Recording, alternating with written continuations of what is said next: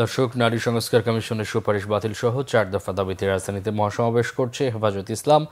সোহরাওয়ার্দী উদ্যানের এই মহাসমাবেশে সংবাদ সংগ্রহ করছেন সিনিয়র রিপোর্টার ওবায়দুল্লাহ মামুন। সরাসরি চলে যাচ্ছি তার কাছে। মামুন, মহাসমাবেশের এখনকার অবস্থা সম্পর্কে আমাদেরকে জানান।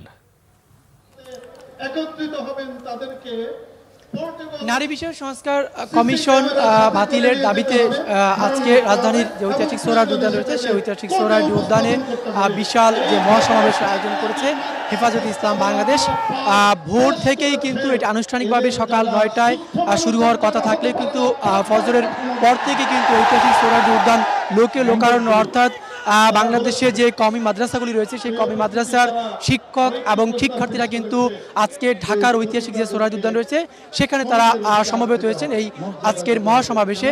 এবং এই মহাসমাবেশে যদি বলে রাখি যে 4টি মূল বিষয়, অর্থাৎ নারী বিষয়ক সংস্কার কমিশনের যে বিতর্কিত যে কয়েকটি ধারা রয়েছে, প্রস্তাবনা রয়েছে, সেগুলো সহ পুরো কমিশনটি বাতিল এবং 2013 সালে মতিঝিলে যে হেফাজতের সমাবেশে যে তৎকালীন আওয়ামী লীগ সরকারের যে গণহত্যা ছিল সেই গণহত্যার বিচার এবং তার পরবর্তী সময়ে সারা দেশে যে মাদ্রাসা পড়ুয়া বা আলেমদের উপরে যে মামলা, গণহারে যে মামলা হয়েছিল সেই মামলা বাতিল সহ ফ্যাসিবাদের আমলে দাঁড়িয়ে সকল মিথ্যা মামলা প্রত্যাহার এবং ফিলিস্তিন সহ ভারতে যে মুসলমানদের উপর নির্যাতন হচ্ছে সেই নির্যাতন বন্ধের দাবিতে কিন্তু আজকের এই মহাসমাবেশ।